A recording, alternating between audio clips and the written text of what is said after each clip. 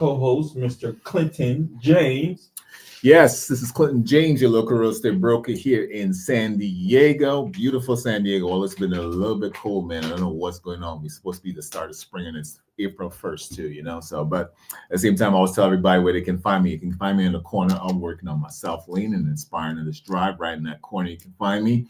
And today is Tuesday.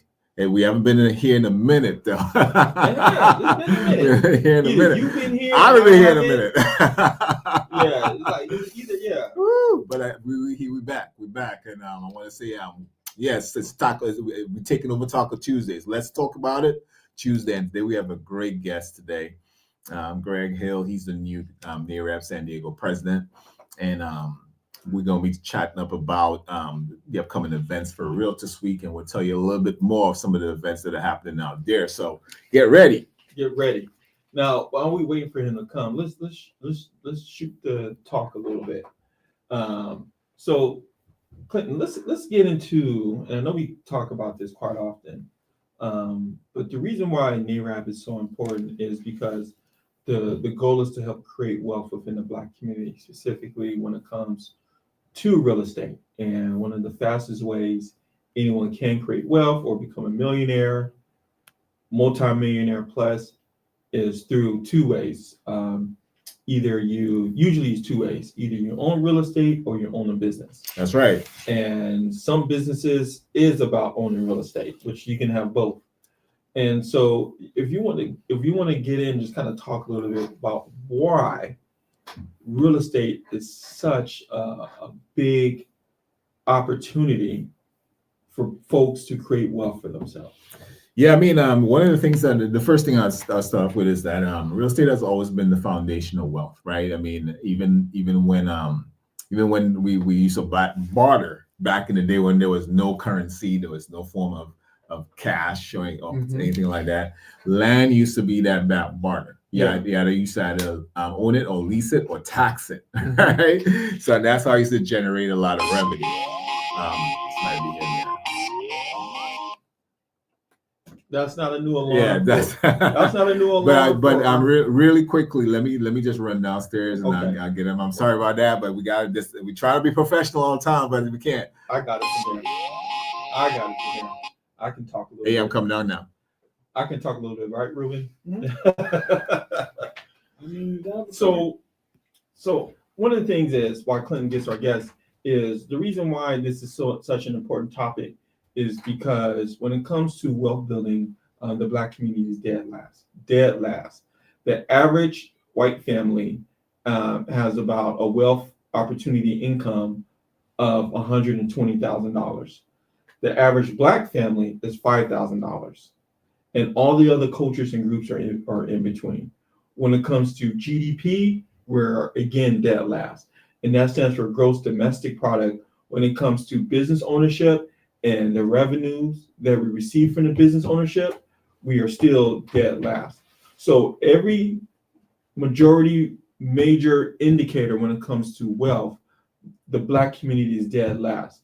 However, we are second in spending power in the United States. So when it comes to spending power, we're second, which means that we have a spending power of over $1.3 trillion. So we're spending the money. The question is, are we spending the money with each other? The question is, are we putting our money towards the things that can help build wealth? The question is, are we putting things towards money that can help grow for the next community or the next generation to do better and get better? And all indicators show that right now we're not. Right now, there's a 30%, if you're 35 years old, and this is for all the community, and especially when it comes to Black communities, even worse. If you're 35 years old, when our parents in the previous generation bought a home, 50% of them are homeowners.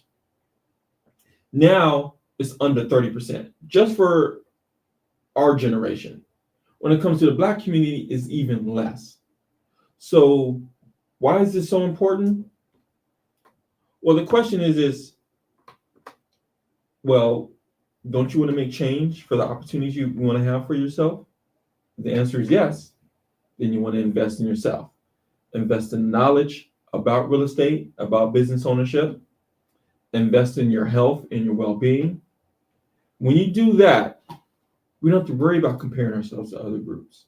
And actually, this isn't about other groups. This really comes down to what we can do to help create a better opportunity for us, the Black community. And believe it or not, there's a lot of people out there trying to create those opportunities, especially in real estate and other factors, financial literacy, education, job creation, a lot of things. You have men like John Hope Bryant and others who are trying to pass down this knowledge.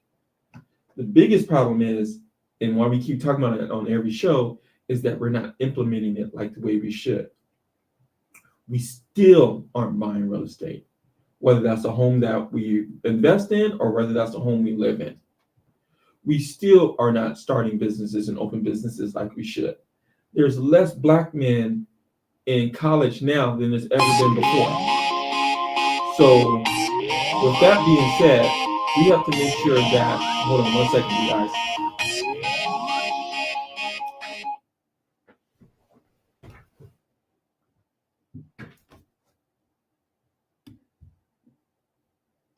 Hey, he's coming down, Greg. To the third floor? It's the second floor. Oh, second floor. Okay. Yeah. All right.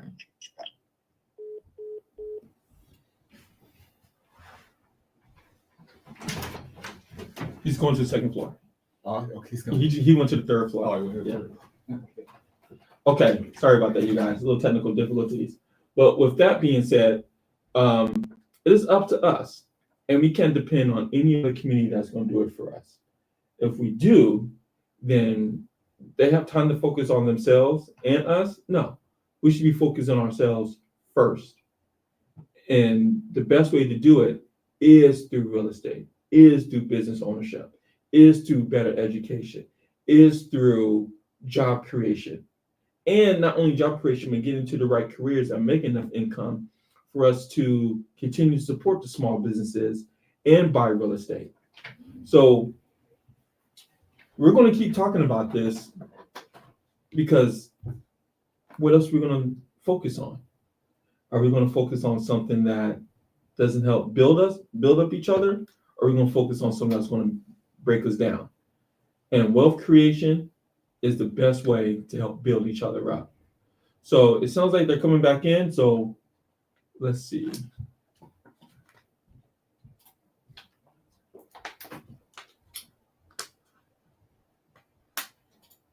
All right, here we go. All right, we have our guest who is now welcome. Got the man of the hour, man. Yeah, so we made our introductions. We just started actually, so. So I just was talking away, and I just was talking about the importance of wealth building, especially within the Black community. So, but let's do the proper introduction. So we're going to introduce Greg Hill. Greg Hill is a real estate agent, broker, realtist, and he is currently now the president, or incoming president of the San Diego chapter of NAREB, which stands for National Association of Real Estate Brokers. The president. Yes. So, so Greg, you want to introduce yourself to our audience and tell them a little bit about yourself and who you are and what you do? I'm just Greg, but I'm a father, a veteran, right? I'm someone who's concerned with, to be honest, I was just a realtor. Okay. I used to just be a realtor, to be honest, right? But then I found NAREB and I realized that like there's more we can do with this platform than just cash checks. True, 100%. Right? We all want to like close the deal and do the thing, right? But the thing was to be honest, what really like endured me to this cause was like last year when we had the floods. That's true. Right. The San Diego floods. When we had the floods, Yeah. The next day, what were we doing? We on the street, man. We was out there Yeah. mucking up the houses. Yep, we on the Like, and street. we was passing out toothpaste and Right. deodorant and Got a whole like soap and like a whole the basics. U-Haul right? truck of stuff, Clinton right? Clinton had his overalls on. Right. No, I was it's ready to work. coveralls. I was It's ready to work, coveralls. man. My God, Hey. look, I got some too. Now. Hey. You know what I'm saying? For My real, blue- for real. my I blue was like, coverall. man, that was Hey, like the level that- of that good means- things, that right? means business, I'm you about, know what I'm I'm saying? about to show Hey, up. it is different levels to it, man. It's I'm about different to- levels. I'm about to show up. When I saw my guy, I was like, are you kidding me? I said, different I levels was like, to this, man, man. I said, It's different levels. bro, I showed up in my Air Force Ones. You know what I'm saying? Like they was white and all sparkly Right. and stuff. I saw my guy over there like I've been mucking it. Right. I've been mucking My it. You know what I'm shoes, saying? my shoes dirty. I got my boots on. Yeah. I got my boots on. So that just actually taught me the difference, like between just cash and checks, and we could actually make a difference yeah. in our community, right? Like with what we do, like this is actually something that's beyond us. Mm-hmm. You know, there's a lot of ways you can make money, right? And like honestly, real estate, most of what you see on TV is people that just care about themselves, right? Like they Right. just want to be like this selling sunset and all these different kind of things, right? But when you down there in the dirt That's Mhm. true. with people and you like we seen that like that was Hurricane Katrina devastation. Right. Yeah. And Close to. it wasn't like regular, like they would like we didn't get like the LA acknowledgement, like it wasn't celebrities, it wasn't $1 million houses, Right. right? But the people down there, when you was there, like and you was just seeing, like, man, you lost, like your cat is gone. Yeah. There's a lot of devastation. Yeah. You know what I mean? Cars on top of the roof. Car, like right, like met a dude who like had a duplex and was living the dream. Right. Living the dream, right? My guy was like, he was renting out one side, living the other side. He had Right. a Honda Accord, like an '87 Honda Accord Right. with liability insurance. Everything was all You good. talking about the one who had the water up to Right, Yeah. right. So- So we were actually walking through there, and there Yeah, was yeah. women in front of me whose head was below the water line. Right. Yeah. I was just looking like, I mean, I feel tall sometimes. I was like, damn, like you might have drowned. So the thing about that is that same customer, that same person, Mhm. I see at my job, Oh. and he was still dealing with the flood. Because Wow. there's no response.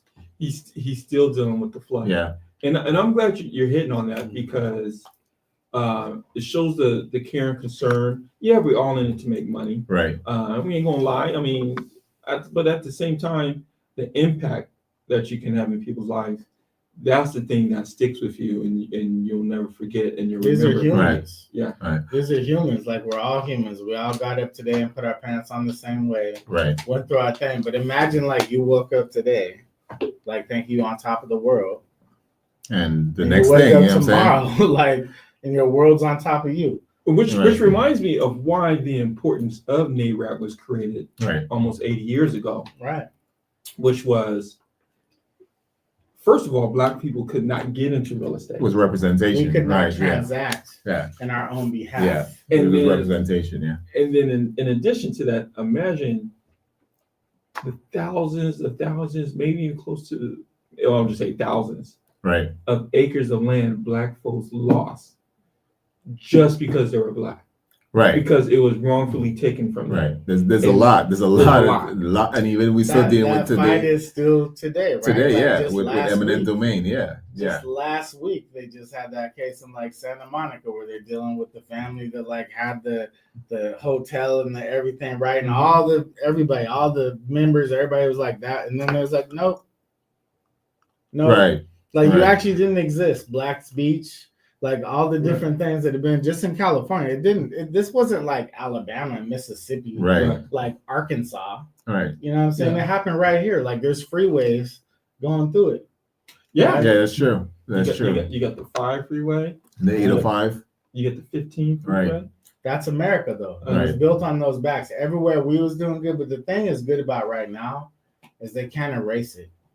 Right? It's like no matter how much they want to try politically right now, Mm-hmm. Mhm. what they're trying to do is just like try to make us forget it. Like Right. it never happened, right? Like my dad was not a slave owner. You were not a slave. Well, guess what? Your grandpa was. You know what I'm saying? Like And you benefited from it. it's not that Right. far apart. Like it's in the last 100 years, it still happened. Well, Right. I'll put it like and this. that's why we were talking about generational wealth, right? Because at the end of the day, when we look back at generational wealth and why real estate is so important, as I was telling us before I left studio, I was explaining how important how real estate and wealth correlates to each other. When we go way back, way back, before we even had paper money, before we even had gold coins, land was barter. You had to tax it, or you would actually lease it out, or you'd own it, right? And you'd barter with that, your land, because that's their land. If you had land, always the thing. you know what I'm saying? If you had land, that means you can cultivate your crops, you can eat, you can do all this stuff. You know there's only so much space on this rock, right? Like resources, everything, whatever. But there's only so much space, inhabitable space where people want to live, right? And the thing is by controlling the space, like you control everything. And like the reason why NARAB is because before it wasn't just about us being able to transact, is where we could transact. Right. In San Diego, the first Black community actually was in La Jolla. Yeah. Right. Yeah. Why? Because that's where the help lived. Right. But then they realized the help's cabins was worth more. So guess what? Like, we're going to move you way over here to Southeast. Like, what? And guess what? Like, honestly, Southeast San Diego is more beautiful than like 99% of the place you could be in the world. Listen, right. I don't want you giving away some secrets. If you there's because it's centralized too. It's centralized. Yeah. You can literally get almost anywhere in San Diego in like 10 minutes. 20 minutes, I say you're from anywhere. Yeah. Downtown to any beach. Right. You could choose the beach. Right. That's the thing. Is like when I first moved back here to San Diego, my wife she's actually an OG. Like, how many people are actually born in San Diego, like went to school in San Diego, like did all that. My wife is an OG. She went to Morse. You know what I'm saying? Like me, I'm a transplant. But the thing is, when I came here, I was like, why not go to the beach? Like, why not go down here? Like, San Diego is one of the most beautiful places. Right. People travel from all over the world. It's a destination city. To come see this, right? Like, we pay money to go other places. Right. Is it better? Well, listen, San Diego is one of the most beautiful cities in the world. Right. It has great people. Most people who are here are transplant, or if like your wife's born here, I'm sure her parents were not from San Diego. So it's still kind of a newer city. It's not like an older city like the ones in the East Coast and the South. Right. But people are starting to realize it, which is why we see real estate prices going way up. Right. And it's getting to the point where I feel like it seems like you guys want to hit on this, is that a lot of people feel like the opportunity to buy a home is not, there's no opportunity to do that here in San Diego. They're usually moving out the city. Being honest though, like anyone from like these generations now, like I feel bad for. Right? To be like, imagine if like right now, like your first thing is like, I'm gonna have a baby. I want to buy a house. Right. And the median house close to $1 million. $950,000 where you're from, right? And it's like you that's feel a life like good decision. That's like a lot. That's like lottery. You and your wife making like $140,000 a year. Right. You're feeling like somebody. Right. You know what I'm saying? But in San Diego, but the thing is, like, and my thing is that it's not like it used to be. Like back in the days, I feel like when our parents was younger, right? They started at a point. Right. And they realized like it's okay, we can be here. Like we'll have some bunk beds. You know what I'm saying? Right. Like we stack the kids up in a room and like we'll do what we got to do, and then we'll buy a next house. But now people just want to start at the top. You know what I'm saying? Like they just look and they're like, I need 4 bedrooms or no, you don't. Like, where do you live now? You guys get that all the time? Yeah, well, I mean, every day they look at their how to put their eyes are bigger than their pockets. I want to buy a Del Mar. You know what I'm saying? Their eyes are big. Because I mean, it's a shock to them. A lot of people it is, right? They rather pay rent. Right. So, because keep in mind when you're talking about generation actually owning a house, when you look at, because we're like generation what, Z, I think we're generations. No, I'm you're a Gen X. X. I'm Gen X. I'm a Gen X. Yes, I'm about to be 50 this year. Right, I'm about to be 52 myself, so that's X. Then we have the baby boomers before. Say black don't crack. Right. Unless you're on crack. Now, and so think about it like this: the way they bought homes, our baby boomers bought homes, and how we buy homes is not how millennials could buy homes. It's a whole. I It's actually a whole saw different a graphic thing now. today that's wild about like how home buying right now, like single, like Gen Zers are like 70% of home buyers right now, single people Right. by themselves, right? Like why Gen X, like we're actually like the big, but the boomers are like kind of downsizing. Sizing, right. There's a whole transition So happening in right. the world right now, right? And the thing is though, is all I'm saying is people try to come in there with too much. It's like, imagine if like all you could afford was like a Hyundai Excel, but like you come in the game, like I need a G-Wagon. Right. I need a G-Wagon to start out. You know what I'm saying? Right. Like, look, you're going to walk for all those years until you can afford a G-Wagon. You know what I'm saying? Are you going to get in where you fit in and buy what you can get right now? That's And a good point. understand that like Right. 4 or 5 years down the road in San Diego, I bought my house in 2020. I was like, they thought I was crazy what I paid for my house, right? Right. Last year, it appraised for double what I paid for it 4 years ago. And you bought in 2020. 2020. Wow. And it Appraised was for double. and people were feeling like in 2020, it's like, whoa, this is tough. Right. I remember Right. them days. But the Because- appreciation in San Diego, the thing is like if there's only so much space on this rock, Right. there's less space here.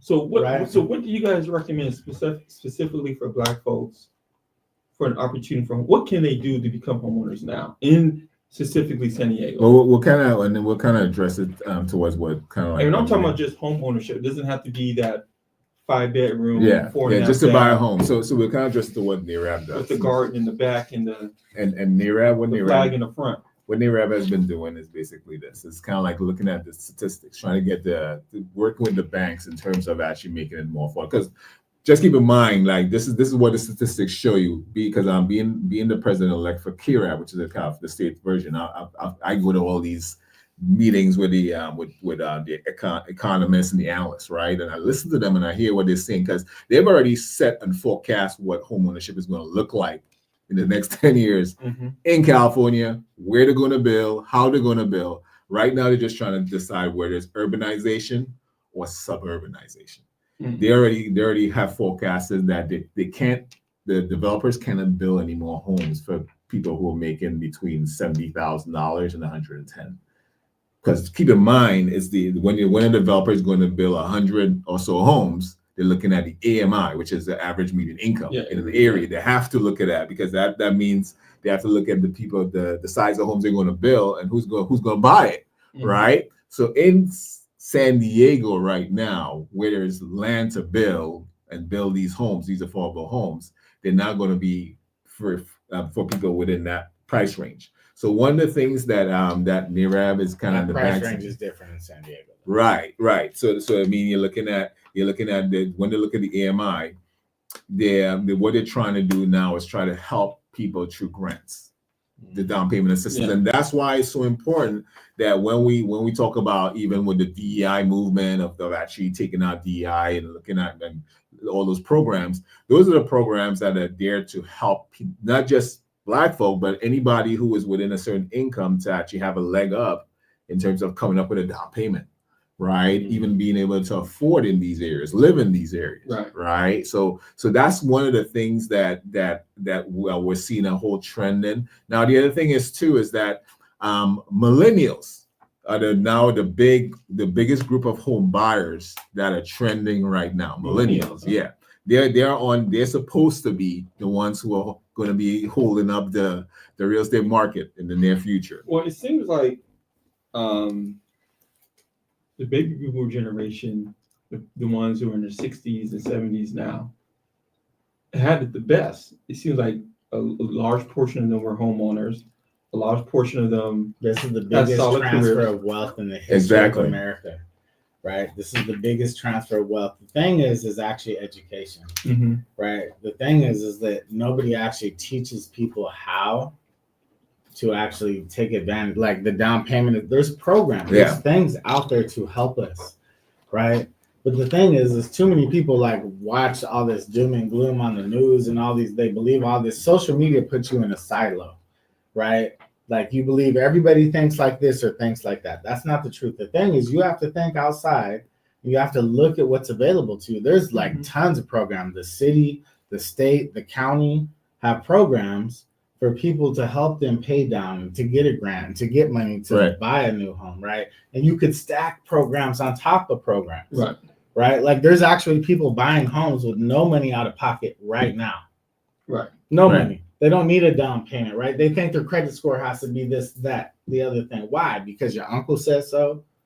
Like he don't even own a house himself. Uncle so and so, You know what I'm Right. saying? know everything. Like Right. you know your cousin, like everybody, the news, everybody. The thing is education is the key. So I do believe we have to go to a commercial break, and we will be back in about Yeah, it's already 6:30. 30 seconds. I know we have So, yeah, he looked it up. Hey, have you paid your membership for now, right? No. All right. Well, we ain't messing around. Dog. We're trying to get our membership back. Craig is on it, We're man. I going love from it. I 22 love to it. 50 this year back. How much is membership? 200, I think, right now. Okay. It's not how much it is. It's like how much it's worth. You know what I'm saying? Oh, Let's man, go. look at this. Like, let's go. Craig is on it, man. I love it. About to double up. So you want to get into what's going on with Willis this week and stuff like that? Yes. Okay. I know you've been planning. Y'all been planning that like crazy, man. No, it's been crazy planning. Stuff is Right. about to change now. We're not doing that no more. Last week I gave everybody an assignment. There you go. Well, let's connect afterwards. We can do a workshop at some of these churches. 2, 1. All right, so we're back with Realtus and president of San Diego chapter of NARAB, Yep. Mr. Greg Hill. So you have a very important week coming up in the near future, We do. Realtus Week. Realtus Week. Want Yes. to tell us a little about it and what's going to be going on? Well, it's the Super Bowl for Realtist, right? Yep. Comes Yep. every year, and the main thing is the real purpose of being a Realtist is to help people understand generational wealth and how to use real estate and their other avenues, get their credit right, get everything right, just be a resource Mm-hmm. to the community. So this year, we're having a couple important events. On April 9th, we're actually going to have a membership meeting, just allowing all the new realtors from this year. We've had a lot of people coming out, a lot of people that are excited about 2025. We're going to have an event at New Venture Escrow. If you haven't been there, like Tiger Woods might be there with us, hitting some golf balls, like doing our thing. They have all these He's like things going Tiger on. Woods. Don't be fooling the masses, man. Might be like, Something he might be. Right. may or may not be there. It might be in a real event, but really the main day is the 12th. We're gonna have a lot of great speakers. Our sponsors, all of our vendors are gonna be out there supporting, and it's gonna be at the Jackie Robinson YMCA. I mean, Nice. right in the middle of the community, right? Like just allowing people to come out and actually learn. Like it doesn't matter like where you're at, right? Like if you think you can buy a house right now, or if like you need to learn the path that takes you 5 years to get there, right? Just come out and learn, understand. Like there's gonna be people teaching you how to get your credit right, like how to build generational wealth, how to invest your money, like different aspects that helps you to understand like how you're gonna get to the goal. Right. Right. And that's what being a realtist is about. Mm-hmm. Right. It's about educating our people, Mm-hmm. right? Because most people want us to not not understand. We're not that far away. Well, that goal setting thing is extremely important because the goal means is that you're trying to reach a point that you're not there yet, Exactly. and which means it's going to take some time, it's going to take some learning. Right. But life is all about setting goals and getting to that next step. Right. So, which is why it's important to come out to things like this, because let's say it does take 3, 4, 5 years to become a homeowner. Guess what, ladies and gentlemen? 3, 4, 5 years is coming anyway. It's coming Mhm. anyway. Right. Mindset is all that matters. Like your mindset is like, we've all been conditioned to believe this or that, right? We've experienced where we come up from, where we come, what's going on. But the thing is like mindset is all that matters. It's like, if you think you can or you can't, You're right. Right. You're right. You're right. Yeah. right? So if you start right now, if you plant a seed, if you just come out and you learn from one person Right. that was like, look, like you think you have to pay off all your credit cards to buy a house, Right. right? Or you think you have to do this, like, because you've heard all this thing, like, tell me one time you turn on the news, they're like, it's a great time to buy a house. Go now. You know what I mean? Right. Like all that is all built to make us live in fear. Mhm. Right. right? And so if you just come out and just hear one person talk to you, one person touches you and tells you, right? Like the one good thing about NIREP, to be honest, is it's a faith-based organization, right? It's not like a normal, like not saying not abnormal, but I mean they open everything with prayer.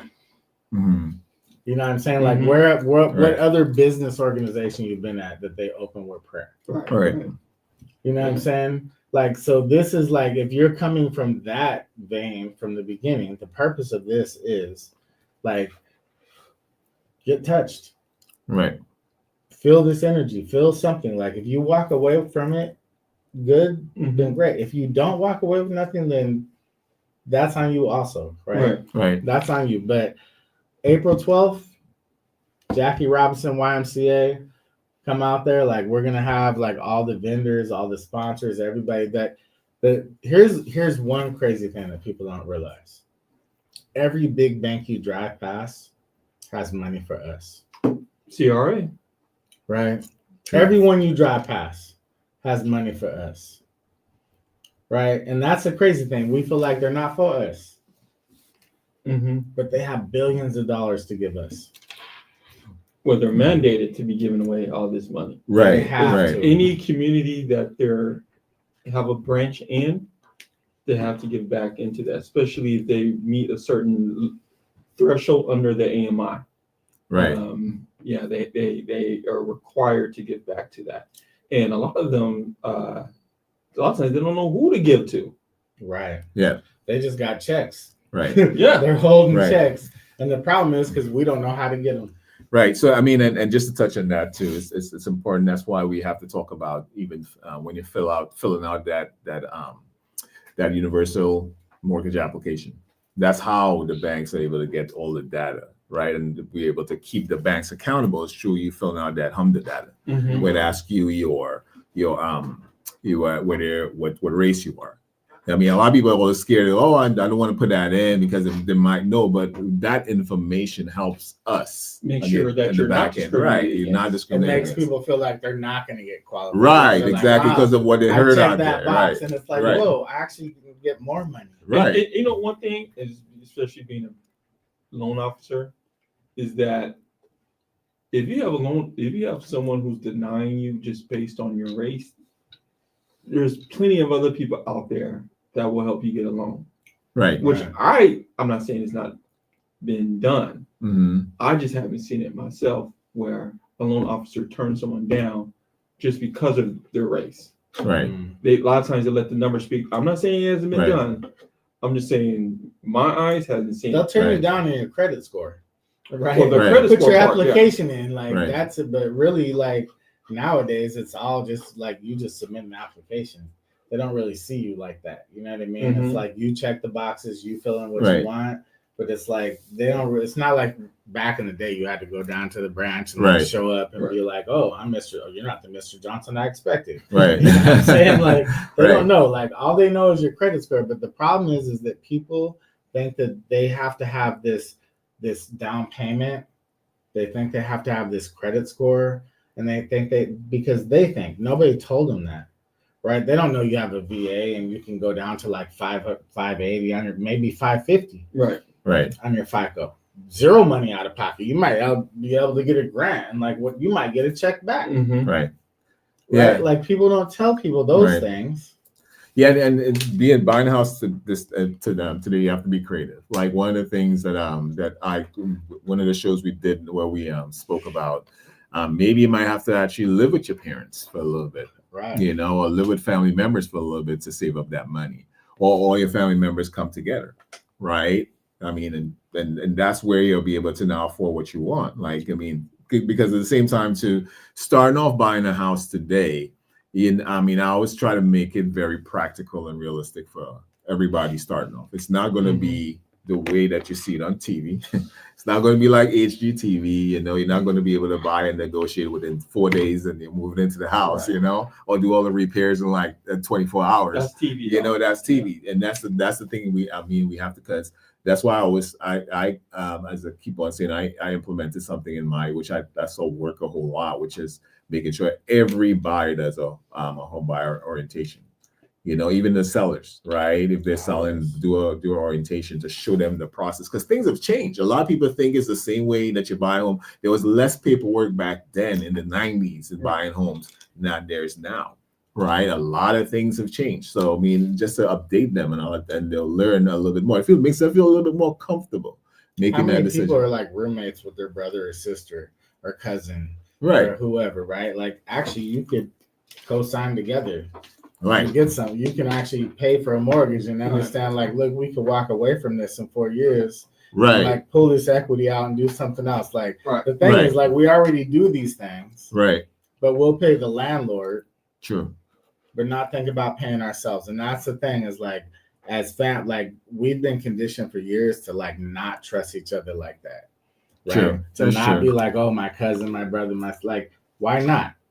It Right. takes planning and knowledge. Yeah. Who else is gonna like love you like your family, right? Like, you can trust. You can put your family in a headlock, Mhm. right? You can go in there and be like, look, pay the rent, like pay the mortgage, right? So why not come together? Like, it doesn't have. You don't have to be getting married, be engaged, do whatever. Like, I encourage my kids, like, look, like, y'all so blessed you got each other, Mhm. right? Like, why not like go together and buy something together and then like split it up later and keep moving on and like buy this together? Because I'm super proud. My son, he's 21. He's about to buy his own little spot now.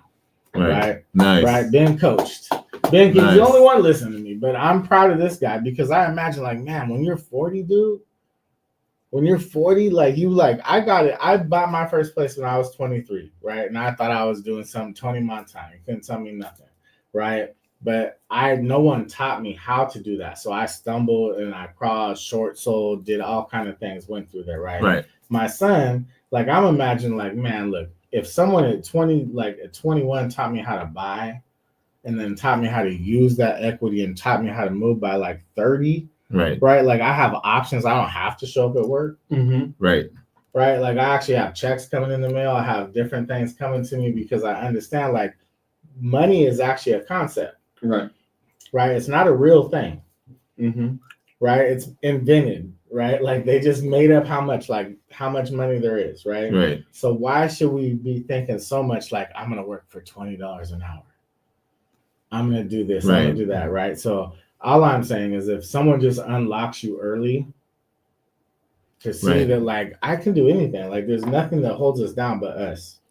Right. To be a homeowner, like, in San Diego is honestly, I feel like, possibly one of the hardest places to do it.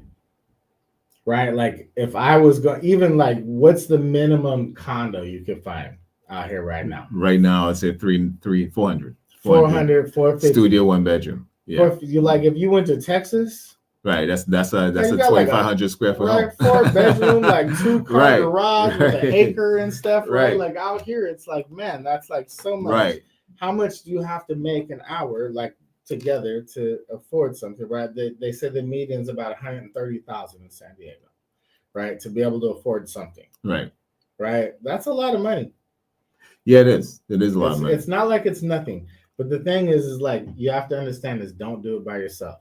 And I think that's the thing. It's realizing that the opportunity is there. You just have to figure out how you can make it happen.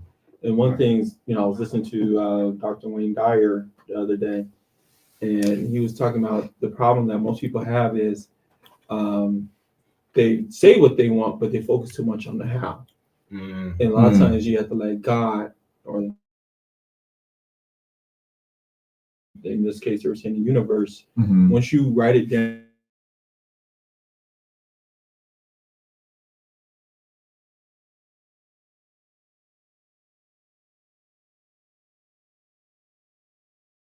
when I was 22 years old, and at the time I was living at home with my mom, had no car, and didn't even have a job. Right. I remember being up at the school, 22, and my mom picking me up Right. from college. Right. I remember thinking, like, man, how did my life get here? And I'm 22, thinking like, oh, I've not failed, but I should be further along. But I wrote down in my book, become a homeowner in 3 years. Right. And I just prayed about it. And 2 years later, I was buying a home.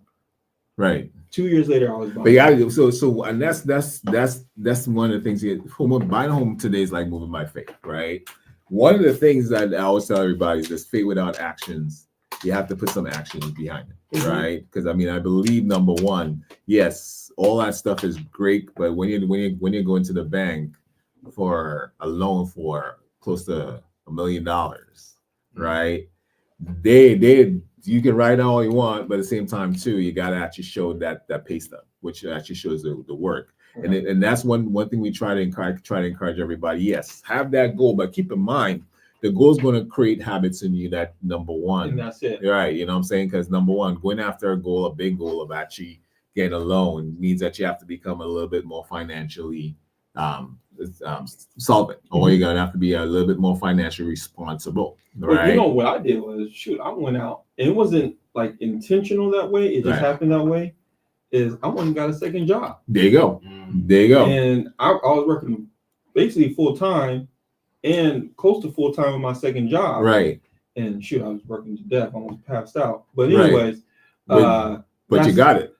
I got it. Right. There you go. There you go. But this is the importance of it, because I'm not sure if I told too much of my story, is that so we bought our home and there was 2 of us, and then it became 3 of us, and then it became 4 of us. But when it became 4 of us, because my son's born with all these health issues, we went from 2 incomes to 1 income. Mhm. So now there's more people in the household and 1 income. Right. And had we not, and it got to a point where the mortgage that we had, Right. it was harder to afford it individually compared to together. Right. But because I was able to do some modifications to my payment to Mm. lower my payment Right. to where I could afford it by myself. And the stress that we're going through with the health with our son, I didn't have to worry about moving. Right. I got to stay in the home.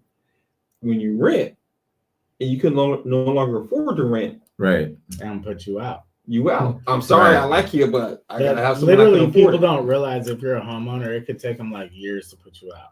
Right? Like honestly, if you couldn't make your payment, like it could take years Right. to put you. You can modify, you can stay in Right. there, you can refinance, You can take do advantage all of kind it. things. Yeah. But like if you're renting in 6 months, you're out. Like literally, they will come and pull you out the house, put you on the outside like Fred Flintstone. You know what Yeah. I'm saying? Like it's over. But like as It's a little bit homeowner, harder now, but yeah, they can put there's you so out, much yeah. more protections being Yeah. a homeowner. Like Yeah. you own that property. Right. That's you. And really, the lender does not want you to leave. They're gonna try to do whatever they can to keep Exactly. you there Right. Exactly. because they're not in business of owning property. They're Right. not realtors. Right. They're and not and, trying and to that sell and that houses. leads to this is like so one of the things in speaking with people in terms of buying, because I see a lot of millennials, especially millennials and especially the generation after millennials, they're holding off on a lot, even getting married, right? I mean, even having kids, right? So buying a home to them is like, no, I would rather just rent, right? And it's scary out there. Some of them don't even want to go get a driver's license, and it's crazy for me. It's like, you know, they don't even want to drive, right? Uber. Right, Ubering, like, right. So I mean, it's a now. whole different mindset. But you know, That some we people deal look with at the right now. cost and how much their payment will be, insurance and all that. Well, this is where they may say it's just easier for you to and that's a good deliver. and that's a good point. But the same time, and that I try to show, especially everyone to say, is that you gotta look at homeownership as an investment now, right? Because it's a huge amount of money you're gonna be spending. It's not like your parents before they were making they graduated high school, they went and got a good job, Right. and then they went to the loan, they went to the bank, got a loan, and bought a home, right? And there was one income that supported that whole household, right? It's not like that anymore, right? So one of the things that I always How do I want to afford this $300 a month? right, you know what I'm saying? So you're looking at it as an The investment. $17,000 La Jolla house. Because Oh my you gosh. can talk to them about home ownership, but when you talk to them about the stock market and you talk to them about like crypto, it's like, yeah, you know, you see a different side of them. You know, they're all about it. Like one of my clients is an escrow, but he got a windfall from crypto, right? So I mean, and I had to relate it to him as, oh, you know what, you are investing in a home because you're making payments. It's the same thing. Right. And I always talk about the concept of dollar cost averaging, right? Where you invest in the stock market every month, like your IRA or your 401k, and it's actually going based upon the rate of return, right? And based upon the average rate of return in the market over the long term. It's the same thing with your home, right? The caveat or the benefit is that you have a place to live. And That's the difference. You know, it's like you always have a place have to to pay live, for a right? place You're to going to live. pay for a place to I live. literally just came from like the whole training about how money works. Right. Right? Had the life insurance, they had, the like financial advisor, the tax advisor, right? And like, so somebody asked a question like, well, I'm young and I work 3 jobs and I don't have money. Like, how do I like start accumulating wealth? And like they gave them like canned answers and whatever that people normally give her. And like after the whole meeting, I went up to her and I said, you know what? How you change it is by the people who's next to you, right? It's by your mindset. Because if you're around people who just believe that this is not possible and they tell you it's not possible, right? If you think that you're going to be a millionaire, you're going to be a millionaire, right? Like if you think that you're going to attract those same people in the universe that's going to come towards you, right? Right. And so at the end of the day, it's like, whether you think you can or you think you can't, you're right. Right. Whatever's inside your mind, like this, like when you were at that age, thinking that way, like, can I buy a house? Can I do whatever? But you believed you could in your mind. That was what you thought you were going to do. And you did it. Yeah. And you did it. Right. And the thing is you just have to believe. That's the number one thing. It's just confidence and believing, like credit scores, like jobs, like everything else is going to happen. Right. But if you believe that this is like what you deserve in the universe, right, it's going to come to you. Like if you believe you deserve to be a homeowner, you're going to be a homeowner. Right. If you deserve you don't, you're not. You're going to be the person over here talking about the people that own houses. And I think that's the conversation to have with people is this something you feel like you deserve or not? Right. Because if people feel like they don't deserve it, you're right. They aren't going to move forward to it. And the people who think it's rightfully theirs, right. oh, this is mine. They move toward it. And it's, as I said, it's a mindset, right? Because when you talk about home ownership, you're also talking about renters, right? Because when you look at renters now, it's only what 40% of people own homes, right? And when it comes down to our community now, it's less. So it's not. It's for me. It's like everybody knows that they need a place to live. They want to. Tell people it comes down to the basics, which is food, clothing, shelter. But it's a necessity, right? So the barriers of entry. I think that's what you talk about. Right, but I think everybody knows what it takes. Is whether or not they're willing to do it. Well, because if again, not so much focused on the how, but this could be the how. When you buy a home, there does possibly have to be some sort of sacrifice. Right. Meaning, there are grant programs out there available to help with the down payment. Right. But you want to make sure that now that you own a home, you have to make sure you have some money set aside in the bank account for when something happens. What's really crazy to me though is like people that come to me, it's like I'm a plumber, right? I work this trade, I have this job, and they make great professions, good money, right? But they don't think that they can own a home. Right. They don't think they deserve to. And you're like, wow, like you've worked how long and you've done how, I've been a plumber for 15 years and I'm making all this money. And you're like, wow, like you actually make more than me, bro. You know what I'm saying? Like but the mental constraint is like, they feel like they don't deserve to own a home. It's not me. That's not me. Right. Right. It's not me. Like I just do this. I'm a hard, like they still see themselves as the dude that started 15 years ago. Right, like they don't see themselves now. Like, wow, you're actually doing really well for yourself. Congratulations! No one's clapping for them. Right. No one's over there like, good man. I'm so proud of you. Like, look at you. Go buy a house. Right. And so that's the thing. Like in our profession, like being realtors and doing what we do, is like to me the greatest thing about this job is taking that person who doesn't think. Those are the most grateful people. Right, the ones that just don't think that they can or won't buy a home, and you just show them like you do deserve to buy a home. Like, why haven't you bought a home yet? Right? And then you go show them some homes. You see their little kids jumping around, and everybody they're in the backyard. They do. When you hand the keys to those people, like you've changed not just their lives, but like all those little kids' lives, the kids in the future, and they're the most grateful people. I'd rather do that than go sell houses in Del Mar or La Jolla to people that's like just like, oh, like you work for me. You know what I'm saying? Right. I'd rather hand the keys to somebody that's like so grateful, like I didn't think I could do this, but you showed me the path.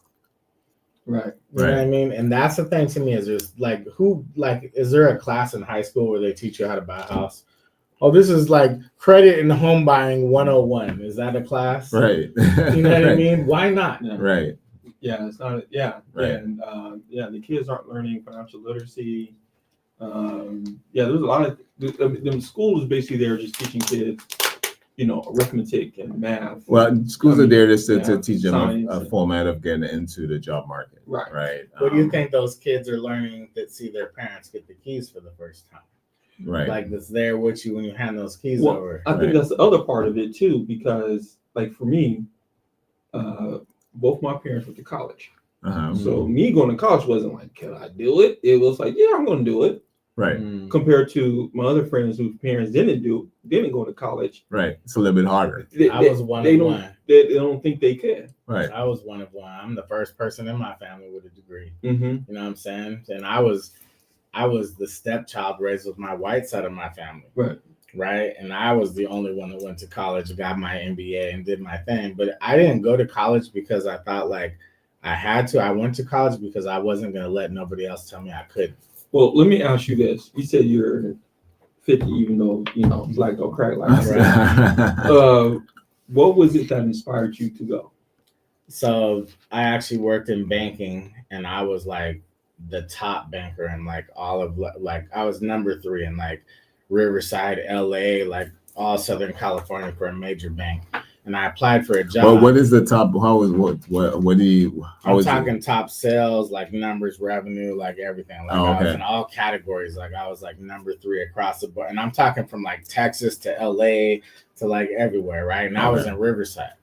And I applied for a job that I wanted. And they told me I was already in the military, right? So I thought when I went in the military, I was golden, right? I already served my country. I did my thing, right?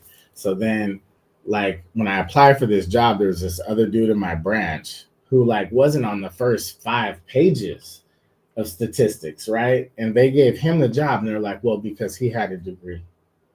At this time, I already had like 5 kids. Mm-hmm. I had 5 kids that were like 7 years or younger, right? And I was like, look, like that's not going to be a thing. Like you're not going to tell me I can't be this because I don't have this piece of paper. So I went back to school. Right. And I was working full time. I had all my kids like doing my thing. And I was just like, my mindset was just like, there's not going to be some stupid box. Yeah. I can't check on the application that says I don't qualify for this when I know like I'm smarter than my boss right now. You know, I'm not saying I'm the smartest person, but like you look at this person like, bro, how did you get here? You know what I'm saying? Like, you have a degree, like what do you do? Well, some people need an iron shirt these that days. drove me to go back, and to be honest, like I got my master's just because I was trying to keep my student loans at bay. You know what I'm saying? I was like, oh, I'm gonna keep going so I don't have to make payments on that stuff. You know what I'm saying? And went through, and to be honest, as a realtor right now, I actually don't know. I do know as like a businessman or whatever, like I do see things differently because I have a degree, but at the same time, do I think it's worth the amount of student loans I had? Like, I think there's another path. Like my son, like I said, 21, he went to college, did his thing, but he's not going to have the same burden I had. Right. Because I honestly don't know if that is the end all be all. It's like having a degree makes you. Well, I'll say a degree's not for everybody. Right. That's what I'm saying. It's not the end all be all. Like if you know what you're doing, you have to be able to capitalize on it and invest in it and you use it. Because keep in mind, it's a return on the investment. So if did you ever see the Harvard study? No, they literally did a study of people that graduated from Harvard. Right. And it was literally like 50-50. Like half of them were still sleeping on the couch in their grandma's basement, and half of them were like CEOs and like titans in industry. Right. The degree doesn't make you somebody. Like you are who you are. Like you are what you do with it. You know what I'm saying? I mean, there is that. I mean, I would say if the study, yes, I understand that, but just keep in mind that the people who are in C-suite jobs, 90% of them have degrees. Right. So I mean, but at the same time too, you don't need a job, you don't need a degree to make the C-suite income. So So we have less than a minute left. Greg, how can they reach out to you, get in contact with you, to learn more about Real Estate Week, or if they're just interested in connecting with homeownership? You can hit me on Insta at Greg Hill SD Realtor. 619-787-0849. Also through our website on irebsd.org. Feel free to come through. We're always looking for active participants. Yes, and remember Realtors Week. The dates for that is what? April 9th is our membership Yes. drive. April 12th from 10 a.m. to 3 p.m. at Jackie Robinson YMCA. And come out there and support and learn, get educated. And if y'all need any more information, look up NAREB SD San Diego, NAREB San Diego. Go to that website. Thank you, Greg, for joining us. And that concludes our show. We'll see you guys same time, same place in 2 weeks. Until then, peace. We out. Thank you for having me. Yeah. I wonder what it took for me to get on here. I was wondering and shit, like I had to get nominated and presidented and shit. They were supposed to come in and have a little, this was a while ago. Well, yeah, you moved up to president, so yeah. Back. You know, me and Dion got a rap now. We're about to come in here like, with all lying. We don't call Dion and